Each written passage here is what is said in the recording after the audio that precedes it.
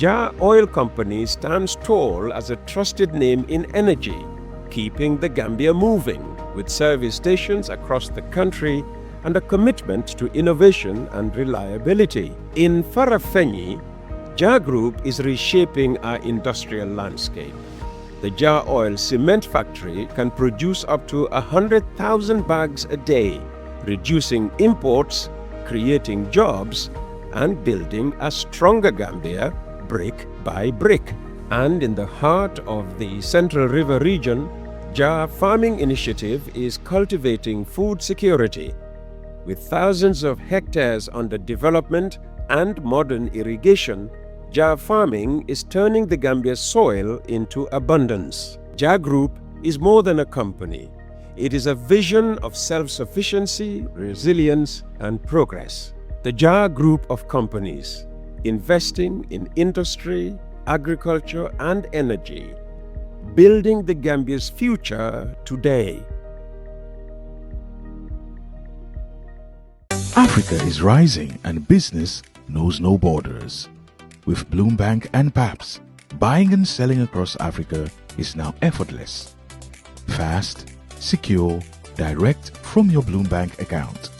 One Africa, one connection, one heartbeat of opportunity, powered by Bloombank Africa. Bloombank Africa, in partnership with PAPS, connecting Africa, empowering you.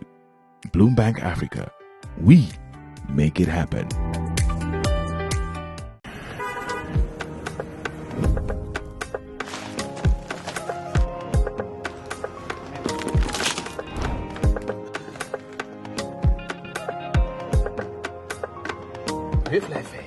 sant yàlla.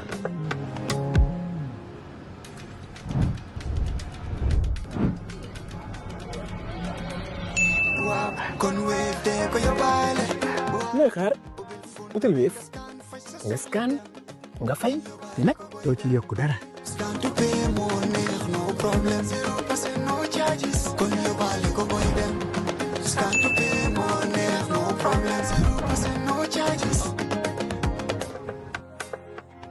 Straight to our first guest this morning, Dr. Hamidou Jawara, a senior consultant with CEPRAS and one of the authors of the Opinion Poll Survey, currently turning heads here in the Gambia. And in case you wonder, CEPRAS is the Center for Policy Research and Strategic Studies. Launched in 2016, which makes it 10 years old this year, CEPRAS is a research and consulting institution based at the University of the Gambia, UTG. Dr. Hamidou Jawara participated in the latest survey and joins us to unpack the findings. The survey has stirred debate about voter sentiment, the prospects of opposition unity, and the challenges facing President Barrow as December's election approaches. We'll explore what the numbers really say, how they were gathered, and what they mean for the country's democratic trajectory. But first, we welcome Dr. Jawara and congratulate him on CEPRAS's milestone 10th year anniversary this year. Yeah, good morning, Mr. Gomez, to you and also to your wonderful listeners, whether they are online or listening to the radio right now. Morning to all of them. Thank you for, wishing us well on our 10th year anniversary. You were right that CEPRAS was set up in 2016 by staffs of the Faculty of Business and Public Administration at the University of the Gambia. But now it exists as an independent, research institution outside, actually. Oh, okay, not based at the UTG exactly, anymore. Yeah, not based at UTG anymore. another cause for celebration. Exactly. Very good, Yeah, very good. yeah. So we have our offices at Kanifing, at the Basadi Plaza. So that's where CEPRAS is. Yeah, so we are known for doing three things basically: research, consulting, and also training. But one of the things that we have been actually popular for recently, it's the opinion poll survey. Absolutely. Exactly, yes. So we had a success with it in the 2023, I think, electoral cycle, in the sense that, the predictions or perceptions that came out from the survey were not very far from the actual outcomes of the election. I think that boosted the credibility of the institution. Absolutely. And then from that experience, we intended to continue doing a similar thing also in this electoral cycle, and we have started with that last year, where we collected data for our force opinion poll in the upcoming electoral cycle. Right, and some of the findings from that data were published actually in January this year, and there were some of the indicators that we did not publish, on which data was collected but not published. So that's what we published recently. And like you said, that has attracted a lot of interest across the country. And let's start with it. Let's look at the methodology behind the survey: sample size, geographic spread, and data collection techniques. Yeah. So what we do, we call it opinion poll, but it's like a survey. And a survey means, you have a target population of interest. For us, it's potential voters that are in the Gambia. Potential voters, if you look at it based on the last registration by the IEC, it's a lot of people. Over 960,000 people are registered to vote or are eligible to vote in the Gambia. So you cannot interview all of those people, right? That is nearly impossible. So what you do is you try to get a representative sample from that population, and you talk to that representative sample. So that's exactly what we did.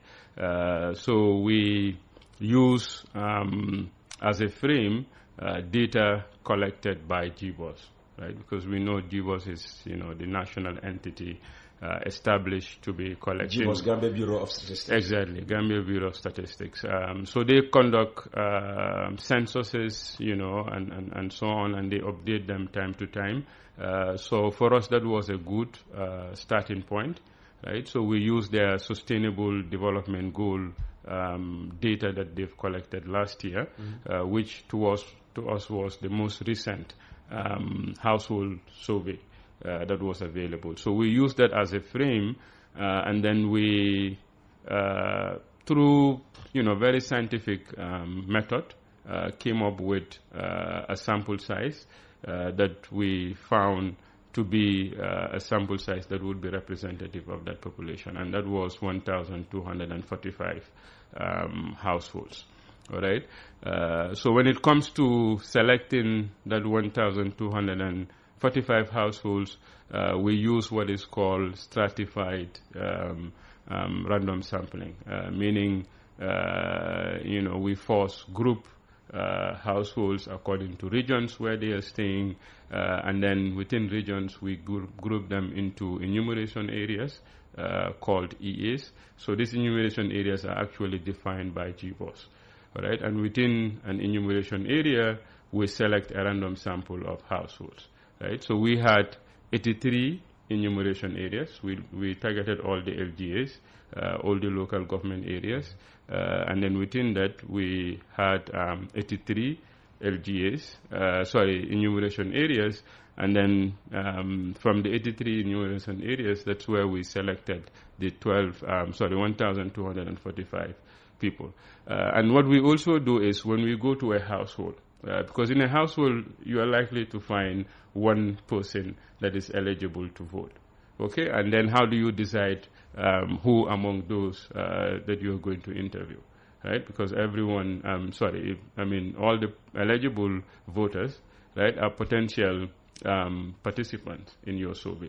So in order to decide on that, we take a list of all of the members of the household that were present at the time that our data collectors went to that household, and then we put that in our tablet, all right, and then the tablet automatically select one person right, within that, and that is the individual that the data collector. So it's technology that decides who is interviewed. Exactly. Ultimately, who is interviewed. Okay. And how confident are you in the representativeness, of the findings? Yeah, exactly. So afterwards, we go back and check, how it's our sample looking like in terms of, demographic representation, geographic representation, and so on, right? And we look at, the population data that is available, again, from the Gambia Bureau of Statistics.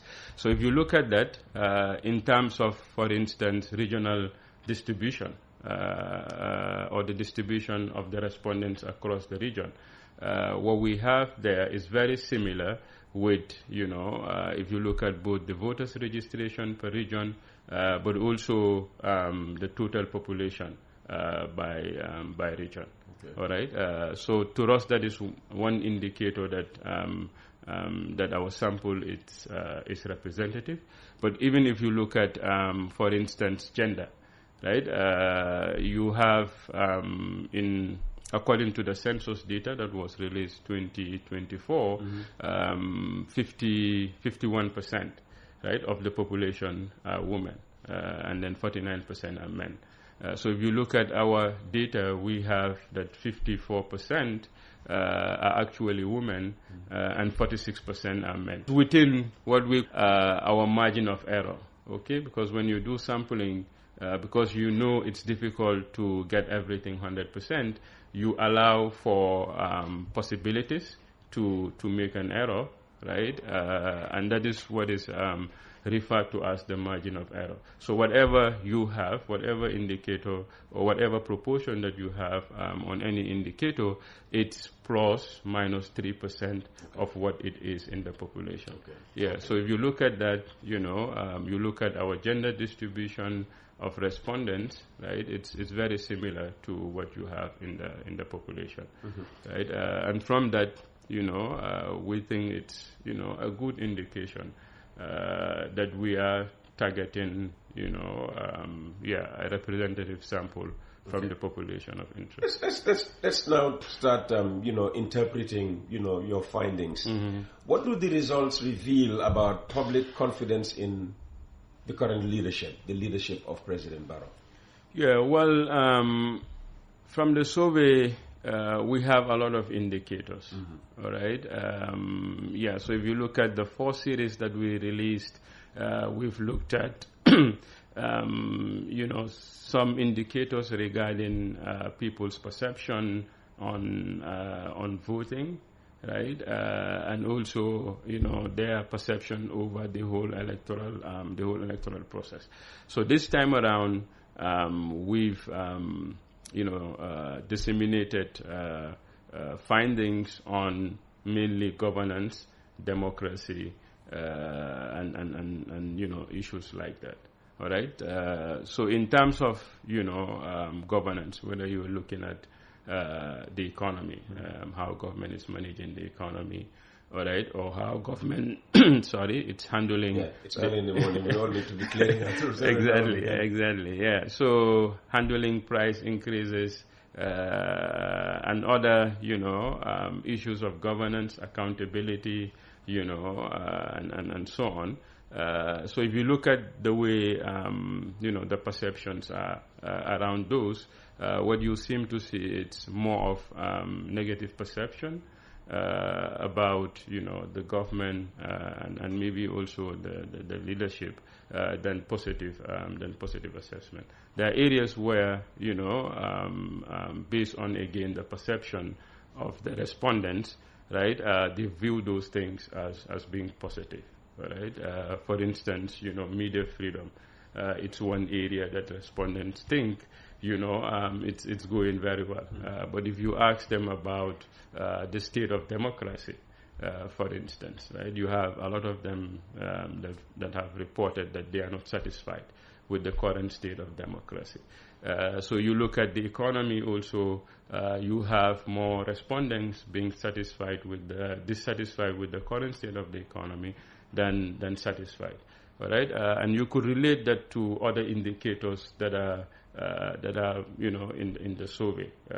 For instance, we have a high proportion of people that are, or respondents that are dissatisfied with price increases and what is being done to address that. Yeah. So overall, I think this is, the picture that seems to be coming out from the survey. One pertinent issue going into the December election is the possibility of opposition unity. Mm-hmm. How do Gambians view the opposition's ability to unite and present a credible alternative? Yeah, so from the survey, we don't have a specific indicator that asks about, what is respondents' feeling regarding, unity among the opposition. Okay, so the data that we have, it's mainly on comparing, the incumbent versus an alternative candidate, all right?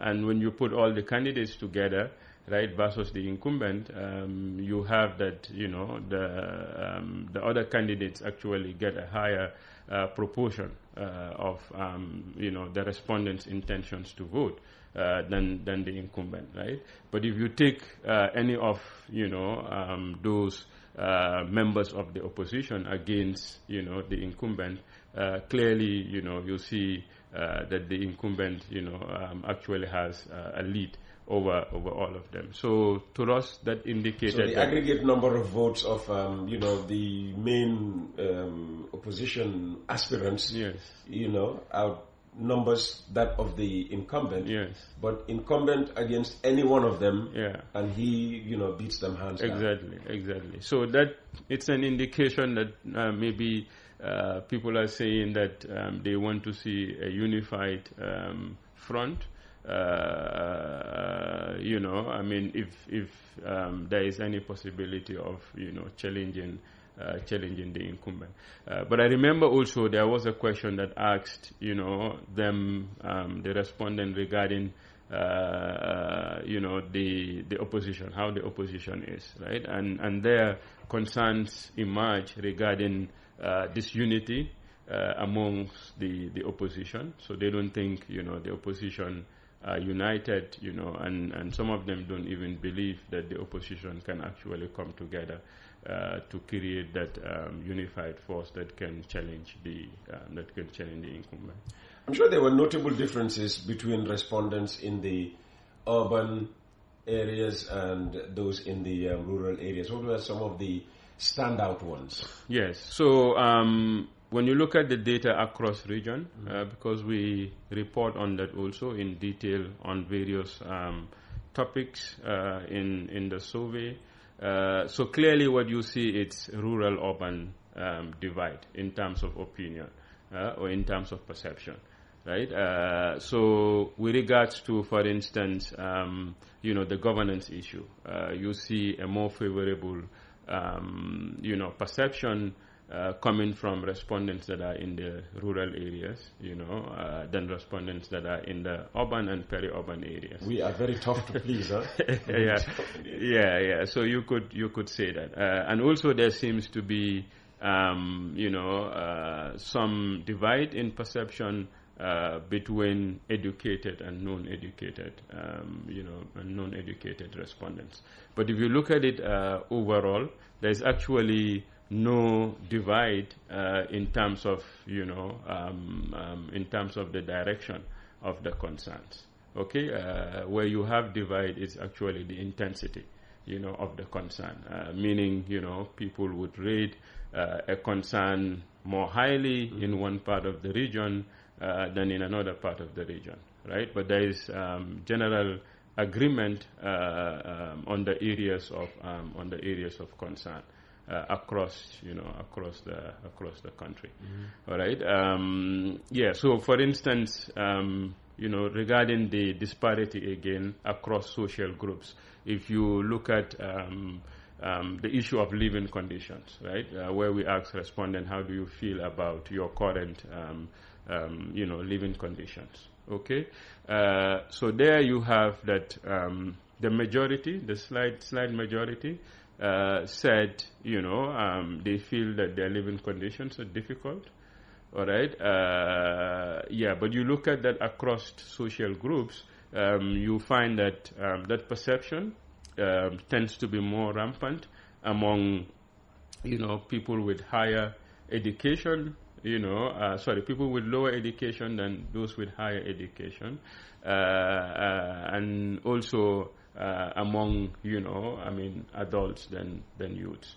Okay, so the higher the age of the individual, the more likely is, that person, more dissatisfied about their living condition. All right, so you can look at it as a divide between the youth and, the adult and old. Again, which is not difficult to rationalize, right? Maybe, at the younger ages, the dependence and so on, it's not very tough on people. And then because of that, they don't feel their living conditions are worst. But then, as you grow older, you get more responsibilities and so on. And then, you have this feeling that what you're having, it's not enough to cater for your basic needs, and you become increasingly dissatisfied with your living condition. And what about divided opinion on in the case of gender? I mean, did women tend to complain more than men, or was it men that complained more than women? Say on the issues of cost of living and housing and what have you. Yeah. So there, I think generally you see slightly more men, being harassed in terms of their rating of those things than women. But there is no striking really difference between the two. So you can say that the difference is actually statistically relevant for most of the indicators. Okay, and beyond personalities, what issues stood out most important to Gambian voters? Was it the economy, governance, security, social services? What? Yeah, we looked at the issue of security. That is also concerning generally to the citizens. Because you have a high proportion of, respondents saying that they don't, for instance, trust, or their trust of the police, or distrust of the police is higher than their trust of the police, all right? And there are also concerns about crime rates, okay? And people being dissatisfied with the way government is handling crime rates, all right? And also, like I stated before, the issue of democracy. So you clearly see from the polls that, people are saying that democracy, it's actually the system of governance that they want, all right? But then, if you ask them, does current practice, align with your expectation in terms of democracy. So there you see a lot of people being more dissatisfied with the current state. And would you characterize that dissatisfaction as backsliding issue of democracy? That instead of moving forward with our democracy, we are actually moving backwards. Yeah. So.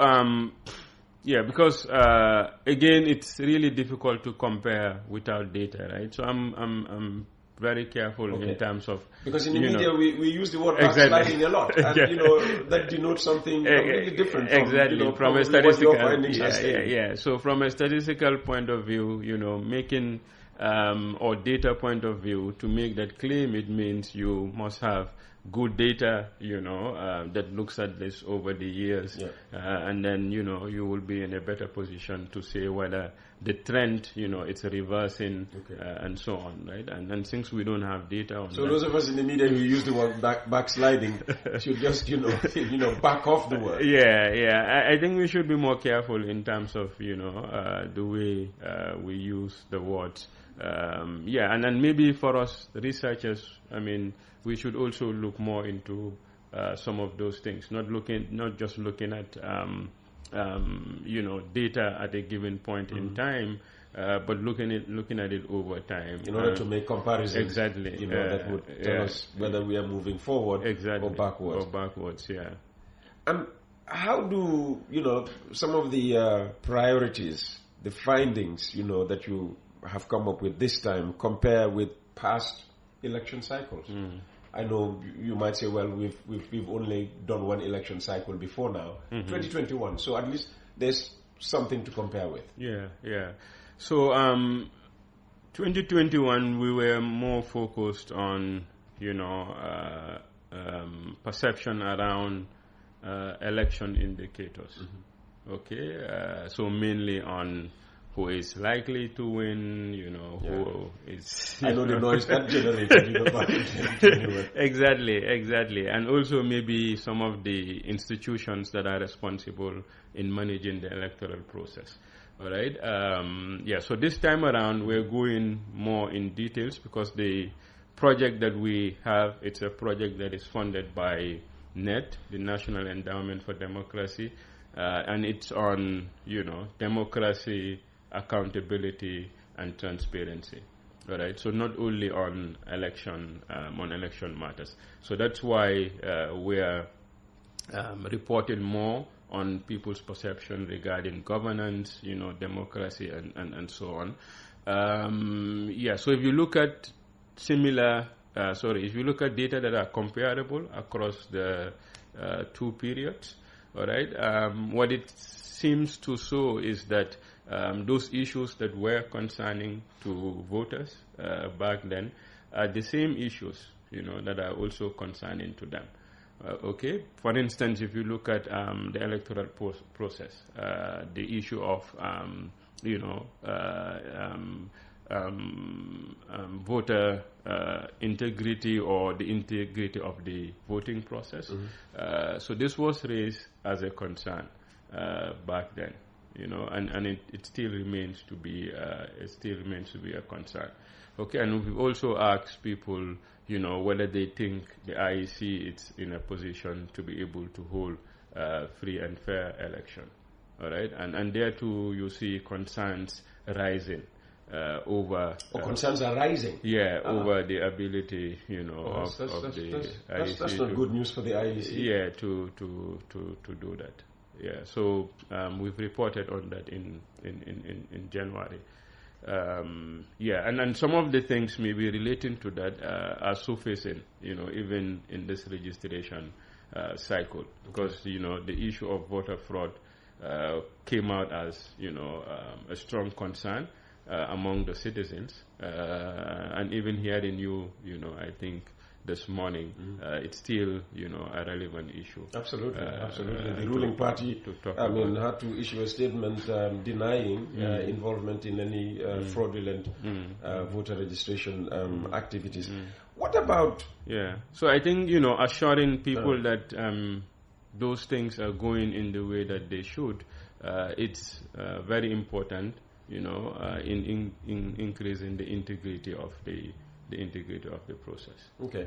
Yeah. I'm sure just as other countries are, waiting for our elections to come, we too have had our eyes on, other elections. And if we take, developments in Senegal, for instance, how might these have influenced voter sentiment in the Gambia? Because we talk a lot in this country about PASTEF and, democracy in Senegal.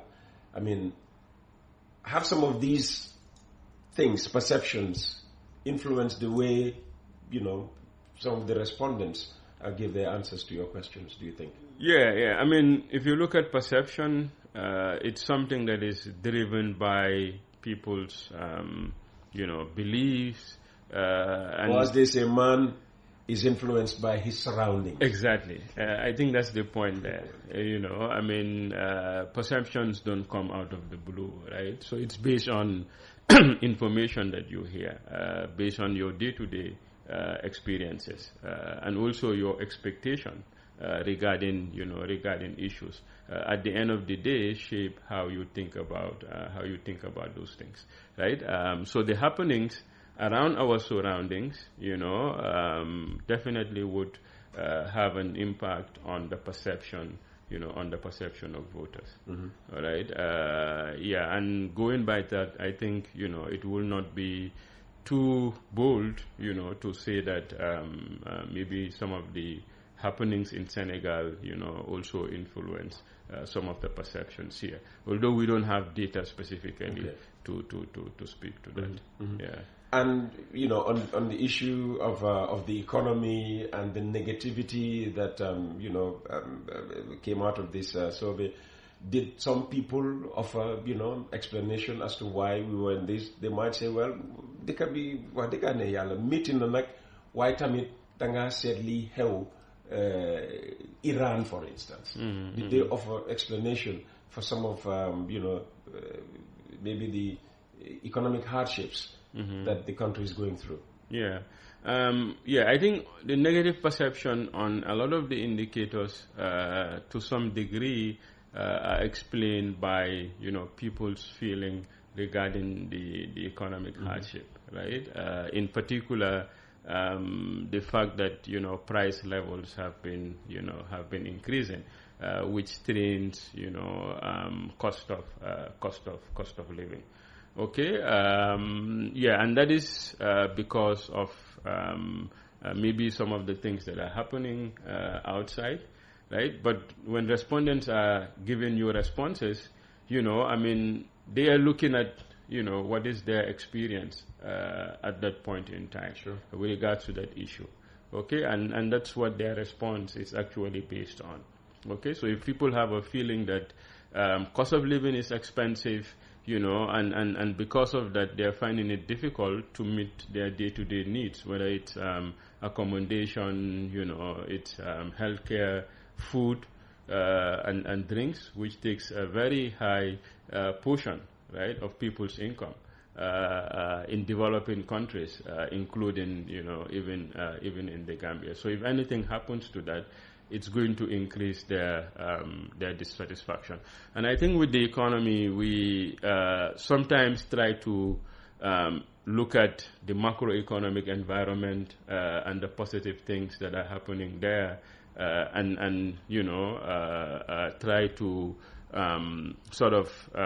relate that to people's day-to-day experiences. And then, sometimes people find it difficult to rationalize the two.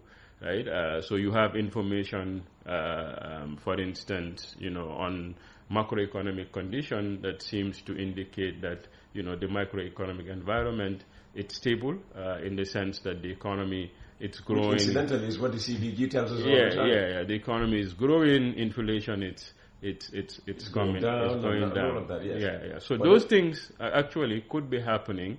But yet, still, people are dissatisfied, all right, because of their day-to-day, experiences. Okay, so if I have a feeling that, all right, price of bread, compared to 2 years ago, right, has increased. Yes, right? It has. Exactly. So, that is something that is going to shape my perception. Okay, so if you ask me, I look at the price of bread, even though, general inflation, it's going down, right? But I spend more on bread than I used to in the past. Exactly, yeah. So that wouldn't change much, my perception around, around prices. Okay, so that seems to be what is, happening. Okay, and also, because of the nature of our economy, data, I think, the recent labor force surveys indicate that the level of informality, it's quite high in this economy. I think up to 80% of Gambians are involved in the informal economy. And in the informal economy, prices, or contracts are not permanent, they're fixed. Jobs are not also permanent, all right? So incomes also might not be permanent, okay? And that increases the vulnerability of people. And if they are in those circumstances, it also changes their perception regarding, how they feel about, the economy and so on.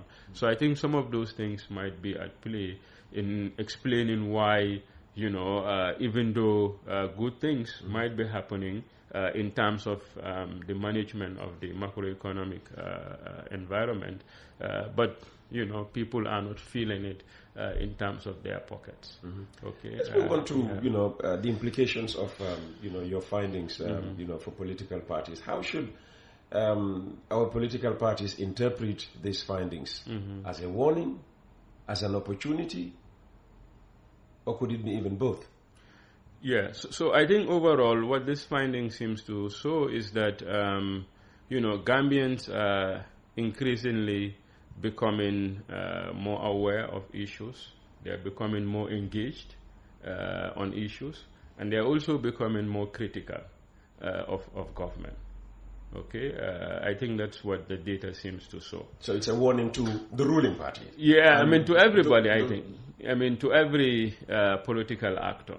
Well, if it's critical of the government, yes. UDP could stand there and say, well, I'm not in government. Yeah, even the UMC that came just yesterday could also stand and say, well, I'm not in government. So if it's a warning, it's not a message that is directed at me. Yeah. But you also have to realize that, even if you are not in government, maybe you aspire to be in government. Absolutely. That's why. And then, maybe people don't want to hear only about criticisms, of the government. But how do you provide tangible solutions, to some of these issues?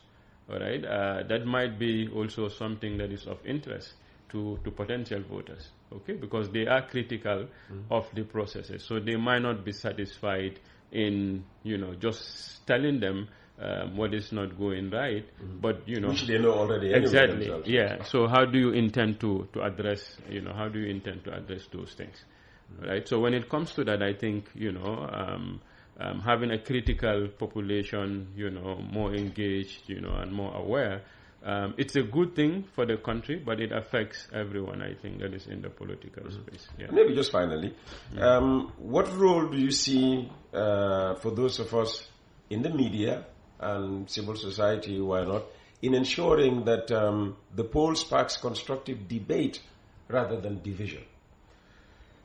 Yeah, I think it's to look at the poor results, all right, and try to disseminate them in the way that they are, okay, and also, to avoid what I would call, sometimes we see certain biases, on the reporting of the poll, right? Like that I cited one example here that, we are, going through democratic backsliding. Yeah. Okay. Yeah. Something like that. So you would say that's the media's interpretation. Sure. That's not Sepras's. That's not Sepras's interpretation. Exactly. Yeah. So there are tendencies to do that, and for the media, because people have different audiences that they are targeting, and maybe they craft their message in such a way that it's able to reach that audience. But I think it's a responsibility on all of us to ensure that we are communicating, the right findings and so on to the population. So at the end of the day, the outcome, it's going to be good for all of us. Like yesterday, we had concerns on one of the findings of the poll.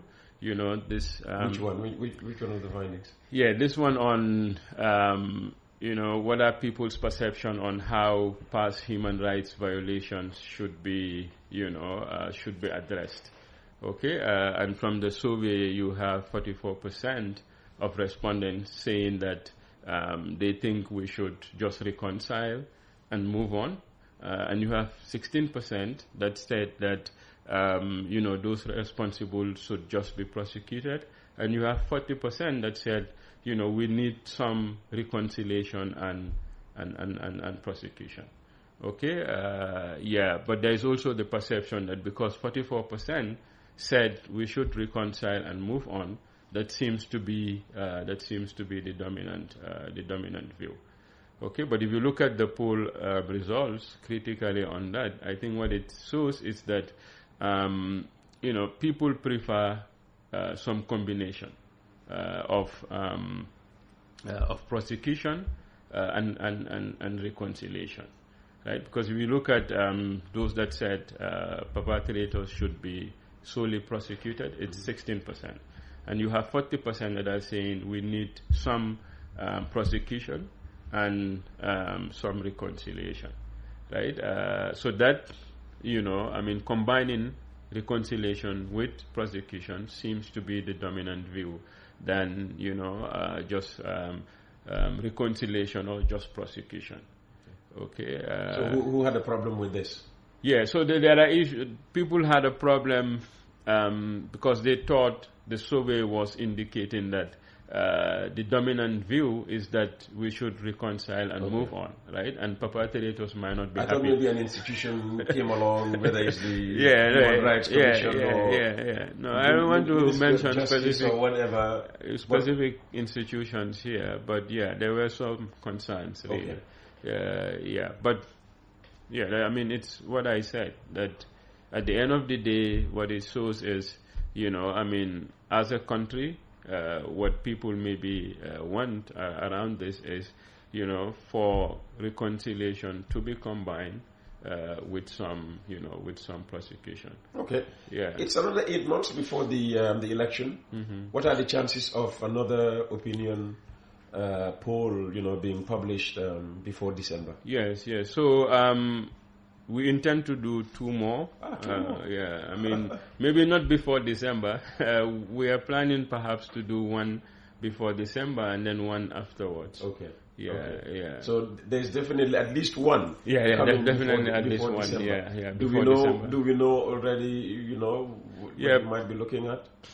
Yeah, we would be looking at the those indicators that generate interest. Around the election, like the intentions to vote, the likely to win. Likely to win. Yeah, definitely. That we will look at. Yeah, and maybe the recent happenings around the country. What are people's perception on those? Fantastic. Yeah, Dr. Jawara, thank you very much for your time this morning. Thank you. That was Dr. Hamidou Jawara, Senior Consultant with CEPRAS, sharing insights from the Opinion Poll Survey. Jar Oil Company stands tall as a trusted name in energy, keeping the Gambia moving with service stations across the country and a commitment to innovation and reliability. In Farafenni, Jar Group is reshaping our industrial landscape. The Jar Oil Cement Factory can produce up to 100,000 bags a day, reducing imports, creating jobs, and building a stronger Gambia brick by brick. And in the heart of the Central River region, Jar Farming Initiative is cultivating food security. With thousands of hectares under development and modern irrigation, Jar Farming is turning the Gambia's soil into abundance. Jar Group is more than a company. It is a vision of self-sufficiency, resilience, and progress. The Jar Group of companies, investing in industry, agriculture, and energy, building the Gambia's future today. Africa is rising and business knows no borders. With Bloombank and PAPS, buying and selling across Africa is now effortless. Fast, secure, direct from your Bloombank account. One Africa, one connection, one heartbeat of opportunity, powered by Bloombank Africa. Bloombank Africa, in partnership with PAPS, connecting Africa, empowering you. Bloombank Africa, we make it happen.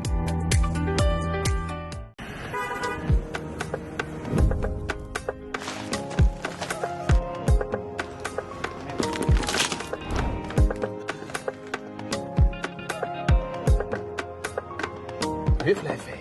Sant Yàlla.